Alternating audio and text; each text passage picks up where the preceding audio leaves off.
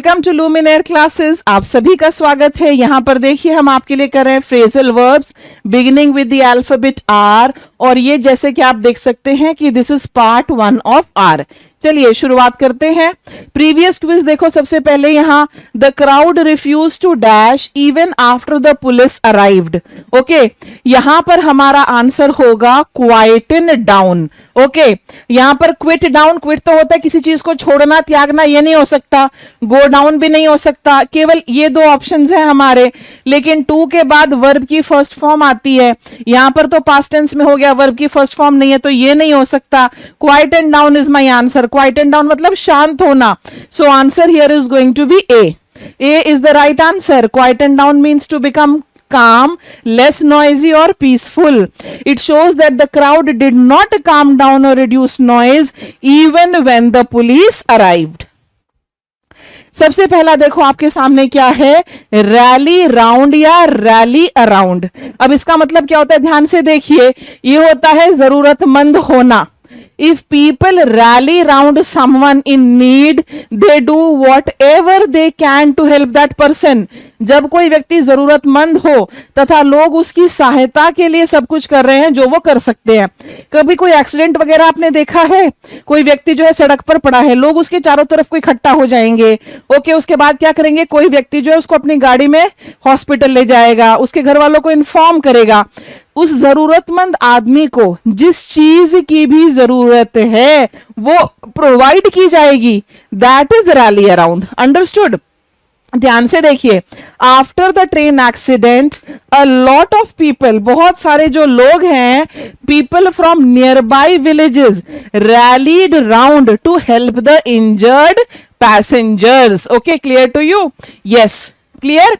Okay, rally round या rally around. Reach out, reach out होता है संपर्क करना, मदद के लिए हाथ बढ़ाना। If you reach out, you try to communicate with someone, you offer help, support to make a connection. I needed financial help, so I reached out to my sister. Okay, the men were trapped in the mountains and they tried to reach out to the local villagers. ठीक है?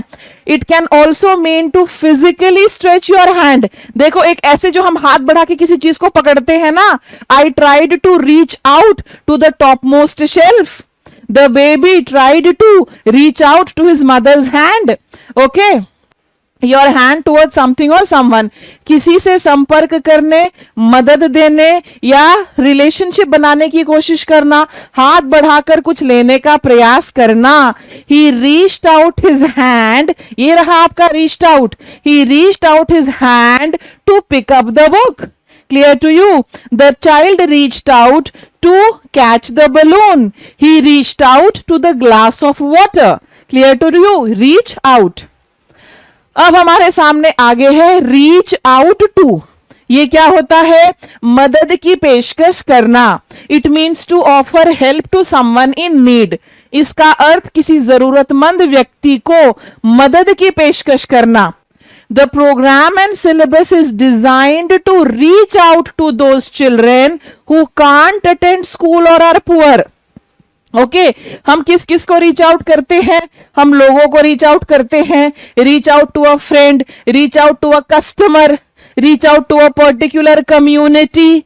Okay, during the flood the state government reached out to the sick community and asked them to arrange blankets.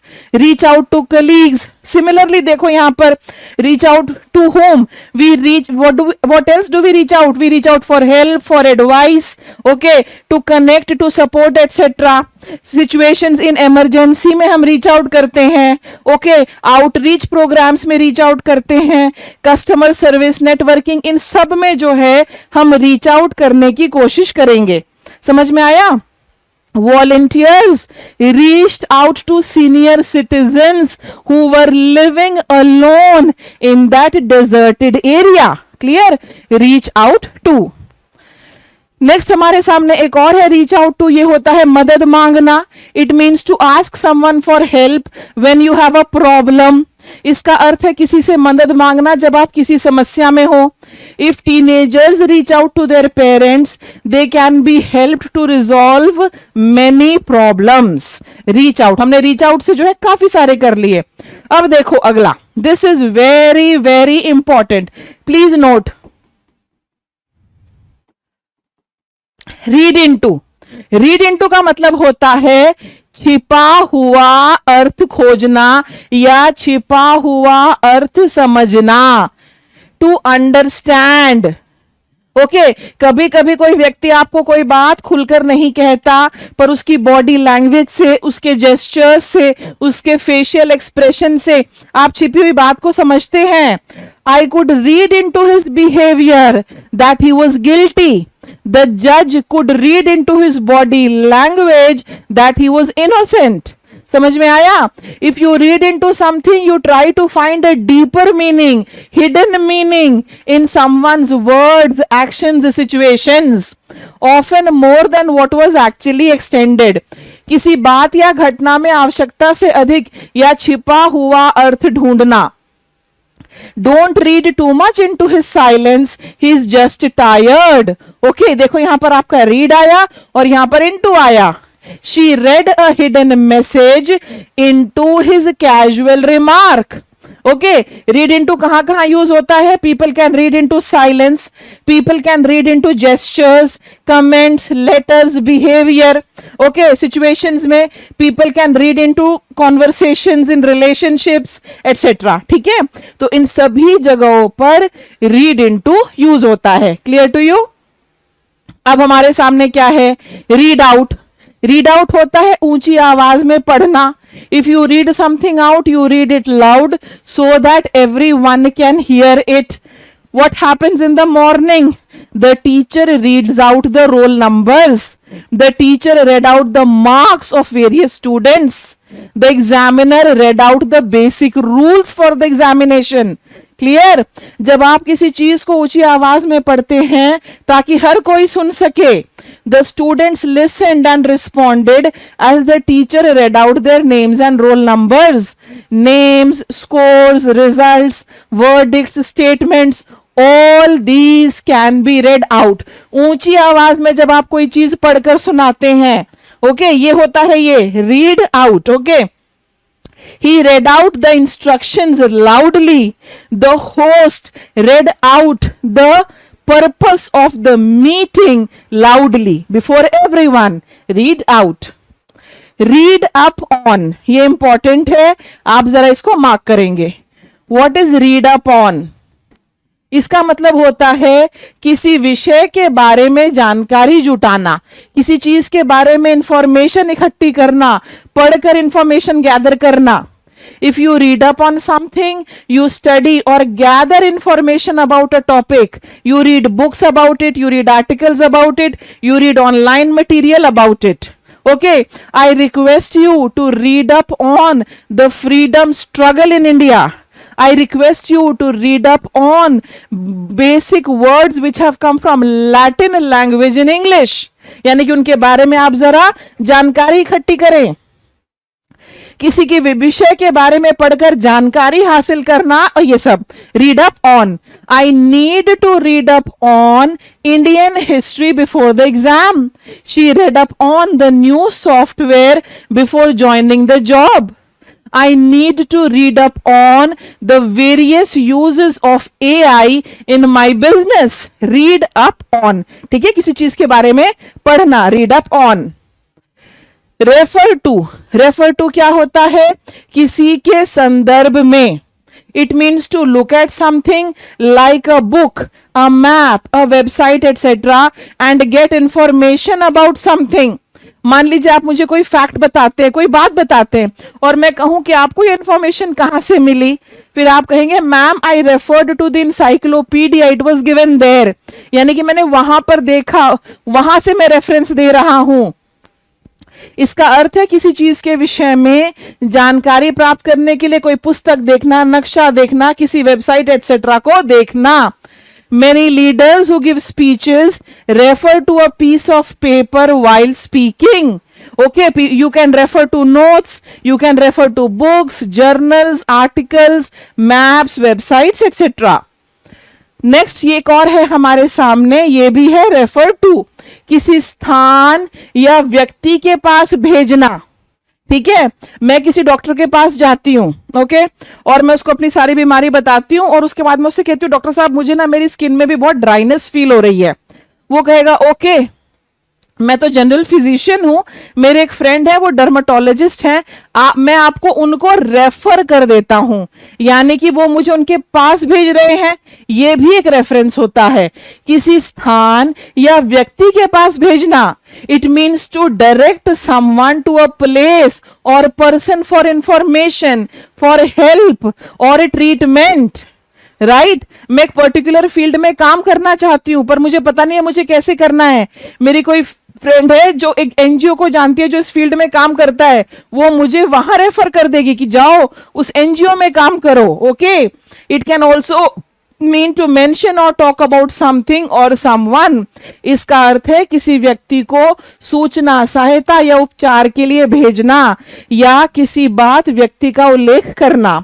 The doctor in my town said that he was unable to diagnose my problem, so he referred me to a doctor in Delhi. ऐसा बहुत होता है, जो छोटी जगहों के doctor होते हैं, ठीक है, जो छोटी जगहों के डॉक्टर होते हैं वो बड़ी जगहों में भेज देते हैं और वहां किसी डॉक्टर का नाम बता देते हैं। Right, he was referred to a career counselor for guidance. He was referred to a nutritionist for weight loss. He was referred to, और भी कितनी सारी चीजें, he was referred to a career counselor. Okay, refer to. आगे चलते हैं, reflect on या reflect upon, ये होता है किसी चीज पर चिंतन करना, किसी चीज के बारे में बहुत गहराई से सोचना। You are deeply thinking about it, deep thinking चल रही है आपकी उसके बारे में, that is reflect on. It means to think deeply about something, contemplate, इसका अर्थ है किसी चीज के विषय में गहराई से सोचना। After he reflected on his behavior, he realized where he had gone wrong. When they reflected on the match, they realized that they were playing under pressure. When I reflected on my behavior, I realized that I was too harsh with my students. किसी चीज के बारे में deeply सोचना, reflect on. Rely on, rely on होता है किसी चीज पर भरोसा करना, किसी चीज पर निर्भर करना। इट मीन्स टू ट्रस्ट और डिपेंड ऑन समवन और समथिंग फॉर हेल्प, सपोर्ट और टू गेट थिंग्स डन। इसका अर्थ है किसी व्यक्ति या किसी चीज पर मदद, सहारा या पूरा काम करने के लिए भरोसा करना। Children rely on their parents for care, ये देखो यहां पर रिलाई ऑन। ओके, और कहां कहां हम निर्भर होते हैं, वी रिलाई ऑन फंड्स, जो रेफ्यूजीज होते हैं, what do they rely on, बताइए मुझे। The refugees rely on help from the government. We rely on the teacher to guide us on this matter. Rely on, भरोसा करना या किसी पर निर्भर होना।